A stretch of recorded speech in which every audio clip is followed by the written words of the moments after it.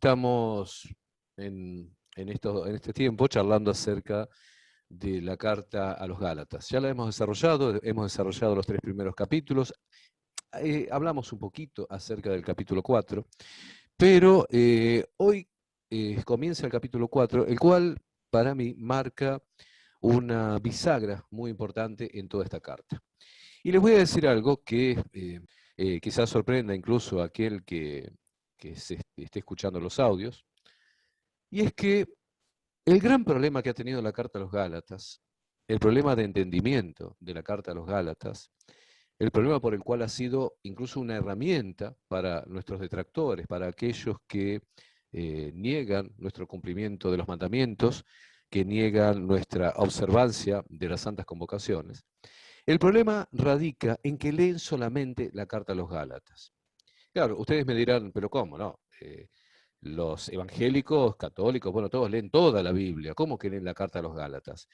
No, el problema radica en que la lectura, el análisis y los estudios teológicos de la carta a los Gálatas se hacen exclusivamente desde esa sola carta. Y si nosotros entendemos que la carta a los Gálatas fue escrita por nuestro hermano, apóstol, líder, Shaul, Pablo, llamado Pablo, si entendemos que él lo hizo inspirado por Ruach HaKodesh, por el Espíritu Santo, como normalmente se conoce en castellano, podemos entender que la inspiración que le dio a Pablo para la carta a los Gálatas fue la misma inspiración que tuvo que haber tenido Moisés cuando escribió la Torá, la misma inspiración que tuvo que haber tenido, por ejemplo, el escritor de la carta a los Hebreos o el escritor del Apocalipsis, o la misma inspiración que obviamente estuvo contenida en las palabras del mismo Hijo de Dios cuando se presenta como ángel de Yahweh y va a hablar con Agar.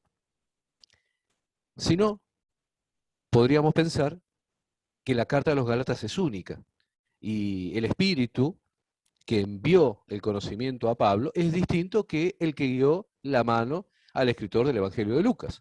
O es un espíritu distinto el que guió la mano de el escritor de la Torá, de Moisés. O pensaríamos que es un espíritu distinto el que guió la carta a los Hebreos. No puede haber contradicción entre la carta a los Gálatas, el Evangelio de Marcos, el libro de Deuteronomio, por ejemplo. No puede haber contradicción entre ellos porque fueron todos escritos bajo el mismo espíritu, bajo la misma inspiración de la Rúa HaKodesh. Pero ¿qué ocurre? Que la carta a los Gálatas es estudiada y analizada como separada del resto de las cosas. Y desgraciadamente, esa separación, ese análisis aislado de la carta a los Gálatas, es lo que ha hecho que se pierda la riqueza y la belleza que ésta contiene. Miren, vamos a arrancar con el capítulo 4. Hay muchas cuestiones también en este capítulo que son bastante generales, pero vamos a leerlo versículo por versículo. Capítulo 4, versículos 1 y 2 dice: Pero también os digo, entre tanto que el heredero es niño, en nada difiere del esclavo, aunque es señor de todo, sino que está bajo tutores y curadores hasta el tiempo señalado por el Padre. Obviamente lo que hace Pablo, como lo hace a lo largo de toda la carta, es una alegoría comparando la situación del pueblo de Israel, mientras el Hijo de Dios todavía no se había manifestado. Si ustedes recuerdan, habíamos dicho en los versículos anteriores acerca del pueblo de Israel, de incluso los mismos judíos, la casa de Judá, que decían que, bueno, que ellos son linaje de Abraham, que son herederos de la promesa. Habíamos establecido que la promesa realmente no viene por ser descendiente físico de Abraham, como también, por ejemplo, son los árabes, ¿sí? Son descendientes de Abraham a través de Ismael, sino que la promesa se obtiene a partir de creer en Yeshua, a partir de la fe. Entonces, ya el capítulo 4 nos está diciendo que mientras una persona es niño, mientras un pueblo es niño en la fe, bueno, necesitaba de un tutor y un curador que lo guiara hasta el momento en el cual podría pasar a una etapa superior de la fe. Esa comparación que está haciendo con un niño obviamente se está refiriendo al pueblo escogido de Dios. Y cuando hablo del pueblo escogido, hablo de las dos casas, tanto de la casa de Judá como la casa de Efraín. Mientras caminaba como niño el pueblo de Israel, el pueblo escogido, necesitó un tutor, un curador. Pero eso fue hasta el tiempo señalado por el Padre, precisamente para que viniera su Hijo, se manifestase y ahí existiera la posibilidad de seguirlo o de rechazarlo. Versículos 3 al 5 dice, así también nosotros, cuando éramos niños, estábamos en esclavitud bajo los rudimentos del mundo. ¿Por qué nos dice Pablo acá que cuando éramos niños estábamos en esclavitud bajo los rudimentos del mundo? Porque claro, si yo pienso, yo en lo personal, Ricardo, eh, considero que nunca fui esclavo. Pienso que el resto de los que están escuchando esto, a no ser alguna situación muy especial, nadie ha pasado por el rigor de la esclavitud. Alguien podría decir, bueno, pero estábamos en la esclavitud del pecado. Bien, pero este pasaje, este versículo, no se refiere a la esclavitud del pecado. Lo repito, dice, así también nosotros, cuando éramos niños, estábamos en esclavitud bajo los rudimentos del mundo. O sea, dice que los rudimentos del mundo son los que nos colocaban en esclavitud. Acá Pablo lo que está haciendo es una comparación entre lo que sería un hombre libre y un hombre esclavo, obviamente, pero tomando en cuenta al pueblo de Israel. No se está refiriendo a alguien en particular. Él se está definiendo como parte del pueblo de Israel. Entonces, pero ¿cuáles fueron los rudimentos que gobernaban a Pablo? Bueno, en el caso de Pablo lo sabemos muy bien. Él no solamente se encontraba bajo los cumplimientos de la Torá escrita, sino que sabemos que también él se encontraba bajo el peso también de lo que muchos consideran esclavitud, y yo en lo personal también, de la llamada Torá al pie, la Torá dicha de boca, la Torá de palabra, la Torá oral. El versículo 4 dice, pero cuando vino el cumplimiento del tiempo, Dios envió a su Hijo, nacido de mujer y nacido bajo la ley. Ahora bien, si bien Pablo se encontraba en esa situación, como todos los perushim, los fariseos, y como hoy también se encuentran los rabinos, los judíos observantes e incluso los judíos mesiánicos que buscan seguir esta línea, si bien se encuentran bajo todos estos lineamientos de las alajot, las takanot, todos estos mandamientos de hombre, no obstante, yo creo que en estos versículos en particular, Pablo se está refiriendo a la misma Torá, no ya a la Torá oral, sino que él está hablando de que hay una cierta esclavitud, hay un peso, ¿sí? Lo cual después vamos a ver que se llama la maldición de la ley o bajo la maldición de la ley, que ocurre no ya con los mandamientos de la Torá oral, sino con los propios mandamientos escritos en la Torá. ¿Y por qué digo esto? Porque el versículo 4 dice, pero cuando vino el cumplimiento del tiempo, Dios envió a su Hijo, nacido de mujer y nacido bajo la ley, para que redimiese a los que estaban bajo la ley, a fin de que recibiésemos la adopción de hijos. Observen que Pablo entiende que él también se encontraba bajo esta situación. Y Pablo, obviamente, sabemos que no era esclavo, pero él también se encontraba bajo la obligatoriedad, obviamente, de cumplir los mandamientos y estancado en esa situación. Ahora voy a explicar más a qué me estoy refiriendo. Pero estos versículos se refieren al cumplimiento de los mandamientos de la Torá. Repito, dice, pero cuando vino el cumplimiento del tiempo, Dios envió a su Hijo, nacido de mujer y nacido bajo la ley, para que redimiese a los que estaban bajo la ley, a fin de que recibiésemos la adopción de hijos. ¿Por qué era necesaria esta redención? Y obviamente porque quien se encuentra bajo la maldición de la ley no puede ser adoptado como hijo de Dios. Y ustedes acá pueden recordar lo que hemos visto ya en Deuteronomio en otros tiempos, acerca de lo que significa estar bajo la ley. Estar bajo la ley significa no el tema de cumplir los mandamientos, sino estar precisamente bajo la maldición que sobreviene frente al incumplimiento del mandamiento. Obviamente que cumplir el mandamiento no genera una maldición, pero el incumplimiento del mandamiento sí. Todo incumplimiento del mandamiento genera una maldición de parte de Dios. Y obviamente que tiene que ser así, porque el conjunto de los mandamientos es la estructura misma del universo. El conjunto de los mandamientos es la forma en que Dios quiere que sus hijos caminen. Entonces, si alguien no cumple los mandamientos, obviamente no está caminando como hijo. Y si alguien no está caminando como hijo, no puede ser heredero de todas las promesas que Dios da. Por eso era necesario ser redimidos de esa situación, de estar precisamente bajo la maldición de la ley, para poder ser adoptados como hijos.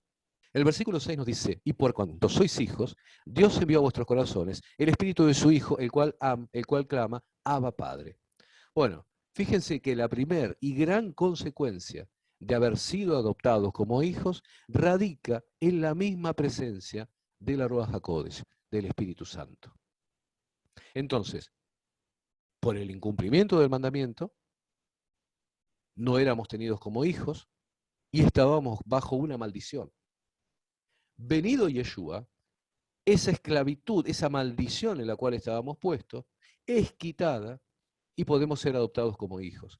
El primer testimonio de que somos adoptados como hijos es precisamente la presencia del Espíritu Santo, de la Ruach HaKodesh en nosotros.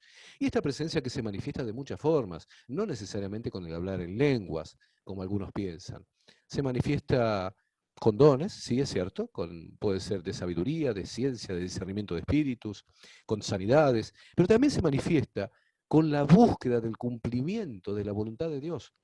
Porque puede ser que una persona no tenga un supuesto don, puede ser que no haya una manifestación exterior, pero si esa persona busca hacer la voluntad de Dios, si esa persona busca cumplir con la voluntad de Dios expresada en los mandamientos, es evidente que se está moviendo en él la presencia del Espíritu Santo, de la Ruach HaKodesh, y que lo está llevando a esa relación profunda con el Padre, la cual en algún momento se había perdido. Por eso dice que Dios envió a vuestros corazones el Espíritu de su Hijo, el cual clama Abba Padre. Entonces el versículo 7 nos da la consecuencia de que esto ocurra. Así que ya no eres esclavo, sino hijo. Y si hijo, también heredero de Dios por medio de Cristo. Esto también nos lleva a entender que si se daba esa situación precaria de aquel niño que tiene que ser llevado por tutores y cuidadores y ser guiados, cuando el hijo viene, esa situación precaria se ve superada. Eso indica que el hijo no debe seguir caminando como le enseñaron los tutores. Y no, sería ridículo esto.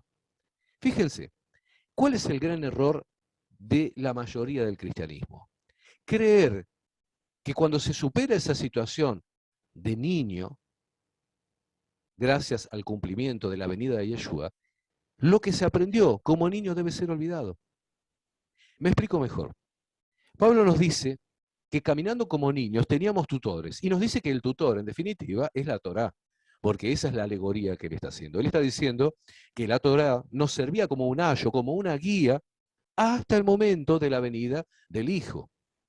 ¿Y qué es lo que nos decía la Torá? Y nos decía que no hay que mentir, que no hay que robar, que no hay que matar. Es como cuando uno va criando un hijo, cuando uno cría un niño. Imaginémonos que el pueblo mismo de Israel, durante casi 2000 años, fue un niño, guiado por la Torá, donde la Torá decía, no mientas, no robes, no hurtes, no podés tener más de una esposa, no podés tener más de un esposo, tenés que cumplir con el resto de los mandamientos y todo lo que ustedes conocen. Eso fue siendo enseñado. Cuando viene el Hijo y nosotros pasamos a ser, si se quiere, adultos en la fe, olvidamos los mandamientos. Como hemos dicho muchas veces, ¿significa eso que lo aprendido como niño acerca de que no debíamos robar, hurtar, matar, mentir, queda de lado? Piensen en eso que tantas veces se dice en el cristianismo, no tengo que cumplir la ley porque ya la cumplió Cristo por mí. ¿Se dan cuenta lo ridículo que es esa frase? Pensar que nosotros no tenemos que cumplir con lo que aprendimos como niños porque ahora vino el Hijo de Dios. Ya no somos esclavos porque ya no necesitamos ese ayo, esa guía que teníamos como cuando éramos niños en la fe. Ahora somos herederos de Dios por medio de Cristo, como dice el versículo 7, pero no significa que lo que aprendimos como niños quedó olvidado. Eso sigue vigente. Es como decir que cuando uno crece y se independiza, se olvida lo que su padre y su madre le enseñaron cuando era niño. Te enseñaban cómo comer, cómo vestirte, cómo relacionarte, cómo ser una persona honesta, cómo hablar, cómo comportarte en la mesa. ¿Y ahora qué significa? Ahora soy adulto, soy independiente. Entonces, como con la mano en la mesa, me limpio con el mantel, me siento, no sé, sobre la mesa mientras está comiendo otra persona y todas las tonterías que uno se puede imaginar. No, no, es evidente que todo ese periodo, esa enseñanza que recibimos, era para prepararnos para cuando seamos adultos. No era para que lo abandonemos. Ahora, obviamente, repito, si ya no se es esclavo, lo que se ha superado es la situación donde eran necesarios tutores o curadores, y como ahora es considerado hijo, también es considerado heredero. Fíjense en los versículos 8 y 9. Ciertamente en otro tiempo, no conociendo a Dios, servíais a los que por naturaleza no son dioses, mas ahora conociendo a Dios, o más bien, siendo conocidos por Dios, ¿cómo es que volvéis de nuevo a los débiles y pobres rudimentos a los cuales os queréis volver a esclavizar? Obviamente el versículo 8 está hablando de un servicio idolátrico a dioses ajenos. Recordemos que la carta está dirigiéndose a los Gálatas, un pueblo que antes de conocer el Evangelio se encontraba inmerso en la idolatría y el paganismo. Pero también es posible, como algunos teólogos piensan, que originalmente los Gálatas hayan sido israelitas que emigraron primero a Europa por la persecución de los asirios y que luego hayan vuelto paulatinamente a la región de Medio Oriente. No importa, sea cual fuera el caso, el hecho es que se encontraban en un sistema de obras que no los podía salvar. Fíjense el versículo 10, dice, guardáis los días, los meses, los tiempos y los años. Bueno, esto es muy interesante porque ciertamente puede dar lugar a más de una interpretación. Hay quien puede decir que este versículo 10 se refiere a la observancia de las santas convocaciones. Sin embargo, dos cosas puedo decir al respecto. Fíjense que antes de esto, de que Pablo escriba, ahí le había hecho voto de Nazareo, que era obviamente un aspecto menor, si se quiere, dentro de los mandamientos, como puede ser compararlo con el cumplimiento de las santas convocaciones. O sea, si Pablo guardaba voto de Nazareo, obviamente respetaría las santas convocaciones, que es algo superior. Pero también podemos imaginar que esto, que guardáis los días, meses, tiempos y años, se puede referir a las moedín, a las santas convocaciones. Y esto no significa nada más que aclarar que las santas convocaciones no salvan. Por más que alguien guarde Yom Kippur, Shabbat o lo que fuere, ello no es garantía de salvación. Esto es muy posible que sea lo que Pablo nos está diciendo, por cuanto la salvación es por fe. El versículo 11, de los versículos 12 al 20, perdón, sí, 11, 12 al 20, nos muestran un dolor de Pablo que indica precisamente la separación que se había producido con los judaizantes, los cuales pretendían un viraje hacia el legalismo. Lo voy a leer para no profundizar mucho en esto, dice versículo 11 al 14, dice, me temo de vosotros que haya trabajado en vano con vosotros. Os ruego, hermanos, que os hagáis como yo, porque yo también me hice como vosotros. Ningún agravio me habéis hecho. Pues vosotros sabéis que a causa de una enfermedad del cuerpo os anuncié el Evangelio al principio, y no me despreciasteis ni desechasteis por la prueba que tenía en mi cuerpo. Antes bien me recibisteis como a un ángel de Dios, como a Cristo Yeshua. Bueno, la mayoría traducen que lo que tuvo aquí fue una enfermedad, si bien el texto habla de debilidad en la carne, pero bueno, muy posiblemente lo que le haya ocurrido a Pablo se relaciona con el versículo siguiente, que es el versículo 15, donde dice, ¿dónde pues está esa satisfacción que experimentabais? Porque os doy testimonio de que si hubieseis podido, os hubierais sacado vuestros propios ojos para dármelos. Bueno, pero igual, más allá de que haya tenido o no una enfermedad en lo físico, quizás hasta una enfermedad en la vista, el siguiente versículo, el 16, expresa un cambio de actitud, el cual pudo reflejarse, obviamente, en alguna animosidad que expresaron miembros de las congregaciones en Galacia, luego de que fueron visitadas por los que deseaban conducirlos a esa esclavitud legalista de la cual habíamos hablado. Versículo 16 dice, ¿me he hecho pues vuestro enemigo por deciros la verdad? El siguiente versículo, lo que veremos en adelante a partir del 17, bueno, muestra la situación reinante en la cual se había producido una división con los judaizantes. Voy a leer yo versículos 17 al 20. Tienen celo por vosotros, pero no para bien, sino que quieren apartaros de nosotros para que vosotros tengáis celos por ellos. Bueno es mostrar celo en lo bueno siempre, y no solamente cuando estoy presente con vosotros. Hijitos míos, por quienes vuelvo a sufrir dolores de parto hasta que Cristo sea formado en vosotros. Quisiera estar con vosotros ahora mismo y cambiar de tono, pues estoy perplejo en cuanto a vosotros. Bueno, ven que parece un galimatías esto, la palabra vosotros aparece a cada rato. Sin embargo, esto tiene que ver con el propio idioma en el cual fue escrito y lo que está tratando de expresar estando en cada uno de los versículos, 17, 18, 19, 20, fíjense que está presente el vosotros, con lo cual, obviamente, Pablo está indicando que su vida tiene sentido en la medida de que sirve al otro. Ustedes releanlos, estos versículos de 17 al 20, ahí él está expresando que en un momento ellos fueron solícitos con él se entregó plenamente y que luego han tenido una cierta animosidad que no se corresponde con el tratamiento que él les dio y con el amor que él les tiene. Pero ahora quiero ir a algo que me resulta más importante de este capítulo 4, más allá de que obviamente uno entienda la situación de Pablo y compadezca lo que le pasó, obviamente. Pero fíjense, lo siguiente que ahora voy a leer es muy importante, porque cuando se habla de la ley, en este caso no importa si se trata del cumplimiento de los mandamientos de la Torá o el cumplimiento de las disposiciones de la Torá oral. Lo que vamos a ver ahora es que hay una alegoría de Agar con la Jerusalén terrenal. La cual es válida para cualquier caso, sea se trate de la Torá oral o la Torá escrita, la alegoría que nos presenta Pablo es válida para cualquiera de las dos situaciones. Versículos 21 al 23 dice: Decidme, los que queréis estar bajo la ley, ¿no habéis oído la ley? Porque está escrito que Abraham tuvo dos hijos, uno de la esclava, el otro de la libre. Pero el de la esclava nació según la carne, más el de la libre por la promesa. Bueno, todos los que creemos en Yeshua, no importa la condición física en la cual se haya nacido, pertenecemos a los nacidos por fe. En el versículo siguiente se desarrolla la cuestión de que las dos mujeres con las cuales tuvo hijos Abraham representan a los dos pactos.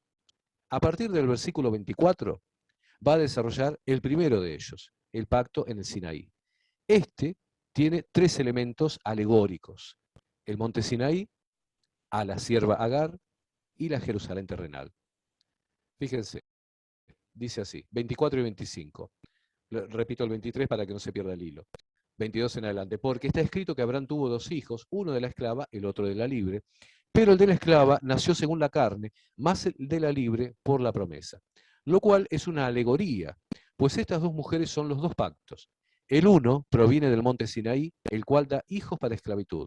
Este es Agar, porque Agar es el monte Sinaí en Arabia y corresponde a la Jerusalén actual, pues ésta con sus hijos está en esclavitud. Como ven, son tres los elementos: el monte Sinaí, Agar y la Jerusalén terrenal, la cual nos dice que se encuentra en esclavitud.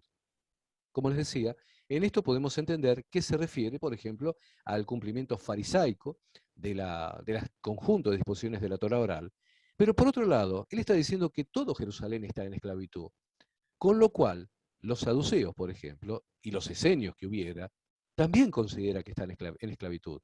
Y los saduceos y los esenios no eran fariseos, no tenían todo un cumplimiento de Torah oral. Entonces, ¿por qué están en esclavitud? Porque obviamente lo que Pablo nos está diciendo es que esa esclavitud proviene de haberse quedado exclusivamente en manos de los tutores y curadores y no haber entendido que ahora ha llegado un nuevo tiempo con el cumplimiento de la venida del Hijo de Dios. Por eso digo que se aplica a todos. No importa la Torah oral en este caso o la Torah escrita. Esto se aplica a todos. ¿Por qué? Porque en Jerusalén, en la Jerusalén terrenal, no estaban solamente los fariseos. Estaban todos presentes. Estaban los herodianos incluso, que cumplían algunos mandamientos y otros no. Pero sin embargo Pablo dice que están todos en esclavitud. ¿Por qué? Porque no han superado la etapa de tener tutores y curadores. No han superado la etapa de que sea la Torá la que conduzca hasta un determinado momento. Y es el día de hoy en el cual todavía no han superado esa etapa. Bien, versículo 26 en adelante, obviamente va a desarrollar los elementos del pacto nuevo. En lugar del monte Sinaí, el monte Sión. En lugar de Agar, va a representar a Sara. Y en lugar de la Jerusalén terrenal, tenemos la Jerusalén celestial. ¿Por qué el monte Sión? Y porque ahí es donde se produce la aquedad de Isaac. Recuerdan ese momento en el cual Abraham lo ata y casi, digo el casi, ¿verdad? Lo ofrece en sacrificio. Lo cual obviamente es un sacrificio, es un símbolo, perdón, del sacrificio que haría Yeshua. Sara es la madre según la promesa, ya no una madre según la carne. Y la Jerusalén celestial es aquella que descenderá de los cielos. Fíjense, versículo 26 dice: mas la Jerusalén de arriba, la cual es madre de todos nosotros, es libre. Ahora bien, estos pasajes que yo acabo de leer, estos poquitos pasajes, desde el 22 al 26, lo cual recomiendo que ustedes vuelvan a leerlo, son increíbles, porque estos pasajes tienen una misma identidad con los pasajes contenidos en la carta a los Hebreos, en el capítulo 12, versículos 18 al 24. Por eso yo decía y hacía tanto hincapié al principio en que el mismo espíritu que estuvo en Pablo al escribir la carta a los Gálatas es el mismo que estuvo en el escritor de la carta a los Hebreos, entre los cuales yo, por ejemplo, pienso que también fue Pablo. Pero vamos a ver que es el mismo espíritu contenido también en la Torá. Fíjense que la carta de los Hebreos, capítulo 12, versículos 18 al 24, nos habla nuevamente de la alegoría de los dos montes, el Sinaí y el Sión, la representación de la Jerusalén de la tierra y la Jerusalén celestial. Versículo 18, obviamente, al 21 nos va a hablar del monte Sinaí. Dice, porque no os habéis acercado al monte que se podía palpar y que ardía en fuego, a la oscuridad, a las tinieblas y a la tempestad, al sonido de la trompeta y a la voz que hablaba, la cual los que la oyeron rogaron que no se les hablase más, porque no podían soportar lo que se ordenaba. Si aún una bestia tocar el monte, será apedreada o pasada con dardo. Y tan terrible era lo que se veía que Moisés dijo, estoy espantado y temblando. Bueno, ahí tenemos la primera parte, el monte Sinaí, la alegoría, ¿sí?, del monte Sinaí, de Agar, de la Jerusalén terrenal, el mismo apartado que acabamos de leer en Gálatas. Y a partir del versículo 22 nos dice, sino que os habéis acercado al monte de Sión, a la ciudad del Dios vivo, Jerusalén la celestial. Ven como les digo, que acá ahora la carta a los Hebreos es similar el tratamiento de la carta a los Gálatas. Repito, sino que os habéis acercado al monte de Sión, a la ciudad del Dios vivo, Jerusalén la celestial, a la compañía de muchos millares de ángeles, a la congregación de los primogénitos que están inscritos en los cielos, a Dios el juez de todos, a los espíritus de los justos hechos perfectos, a Yeshua, el mediador del nuevo pacto, y a la sangre rociada que habla mejor que la de Abel. Obsérvese que acá Pablo, o el escritor de la carta a los Hebreos, ha agregado más elementos a lo que veíamos en las Gálatas. Obviamente, haciendo una Geser Shabbat, simplemente haciendo una comparación de ambos textos se nutren, se refuerzan y nos dan una mayor comprensión de esto. Ahora, volviendo a la carta a los Gálatas, Gálatas capítulo 4, versículo 27 al 31. Dice, porque está escrito, regocíjate, oh estéril, tú que no das a luz, prorrumpe en júbilo y clama, tú que no tienes dolores de parto, porque más son los hijos de la desolada que de la que tiene marido. Aquí lo que estamos viendo es precisamente a las ovejas perdidas de la casa de Israel. Pero no me voy a detener en este versículo, sigo adelante. 28 en adelante. Así que, hermanos, nosotros, como Isaac, somos hijos de la promesa. Si ustedes recuerdan, yo les decía hoy que en la queda de Isaac tenemos una representación de Yeshua, ¿verdad? Así que, hermanos, nosotros como Isaac somos hijos de la promesa. Pero como entonces el que había nacido según la carne perseguía al que había nacido según el Espíritu, así también ahora. Mas, ¿qué dice la Escritura? Echa fuera a la esclava y a su hijo, porque no heredará el hijo de la esclava con el hijo de la libre. De manera, hermanos, que no somos hijos de la esclava, sino de la libre. Ahora bien, nuevamente podemos preguntarnos, ¿en dónde radica la esclavitud? Obviamente que una respuesta está en que la esclavitud consiste en seguir los lineamientos de los mandamientos, bajo la idea de que se obtiene la salvación por estos. En tanto y en cuanto hemos visto en numerosas circunstancias que la letra muerta, o sea, solitaria, no salva, sino que fue una herramienta hasta que llegase la libertad del Mesías. Ahora bien, observen ustedes que en estos versículos últimos que he leído, del 28 al 31 en adelante, repito, dice, así que hermanos, nosotros como Isaac somos hijos de la promesa, pero como entonces el que había nacido según la carne perseguía al que había nacido según el Espíritu, así también ahora. Mas, ¿qué dice la Escritura? Echa fuera a la esclava y a su hijo, porque no heredará el hijo de la esclava con el hijo de la libre. De manera, hermanos, que no somos hijos de la esclava, sino de la libre. Uno de los problemas que ha tenido precisamente el estudio de la Carta a los Gálatas, como los dije, es estudiarlo en forma aislada. Este pasaje, por Geser Shabbat, por similitud de expresiones, por comparación, nos tiene que llevar precisamente a leer lo que nos dice la Torá. ¿Y dónde está esto de la esclava y de la libre? Bueno, está precisamente en la porción de la Torá llamada Lej Lejá, la porción Bete, que casualmente, o no, es la que se lee esta semana. Fíjense que en Génesis capítulo 16, versículos 8 y 9 dice, y le dijo, Agar, sierva de Sarai, ¿de dónde vienes tú y a dónde vas? Y ella respondió, huyo de delante de Sarai mi señora. Y le dijo el ángel de Yahweh, vuélvete a tu señora y ponte sumisa bajo su mano. El camino trazado por Pablo, cuando nos dice que en Agar y Sarai, este caso, pero que obviamente luego se transforma en Sara, hay una alegoría, puede y tiene que ser transitado también hacia el otro lado. No solamente desde la Torá para entender el Nuevo Testamento, sino que también la Torá permite ser entendida a partir de lo que el Nuevo Testamento nos enseña. En este caso hay un detalle muy importante en lo que el Malaj Yahweh, el ángel de Yahweh, que sabemos que es el Hijo de Dios, le dice. Él le dice, ponte sumisa bajo su mano. Acá hay varias cosas para señalar, pero señalo esto. Si en Agar hay una representación del pacto sinaítico, de la Torá oral misma, ya no me voy a la Jot, a las Takanot, a la Torá oral. Me voy directamente a la Torá escrita. Perdón si me expresé mal recién. Me voy directamente a la Torá escrita. Si en Agar hay una representación del pacto sinaítico, esto es, de la Torá escrita, y en Sara hay una representación del pacto nuevo de Yeshua, que es lo que Pablo nos ha dicho, tanto en la carta a los Gálatas como el escritor en la carta a los Hebreos. Entonces, como bien sabemos, el pacto siguiente, o sea, el pacto nuevo, no hace desaparecer el anterior, sino que lo complementa. Pero está claro que el pacto anterior, o sea, el pacto del Sinaí, queda superado o completado o complementado, ¿sí? De las tres formas que se quiere entender, superado, completado o complementado, por el pacto siguiente. Por lo cual, el pacto sinaítico no queda sobre el nuevo pacto, sino por el contrario, el nuevo pacto lo supera. Por esto el ángel le dice al pacto sinaítico, ponte sumiso bajo la mano del pacto nuevo, o Nuevo Testamento, o pacto renovado. Los mandamientos, las disposiciones, los decretos, los estatutos contenidos en la Torá, y me estoy refiriendo a la Torá escrita, quedan puestos bajo el nuevo pacto, quedan puestos sumisos bajo el pacto establecido con el derramamiento de la sangre del Mesías en la cruz de la ejecución.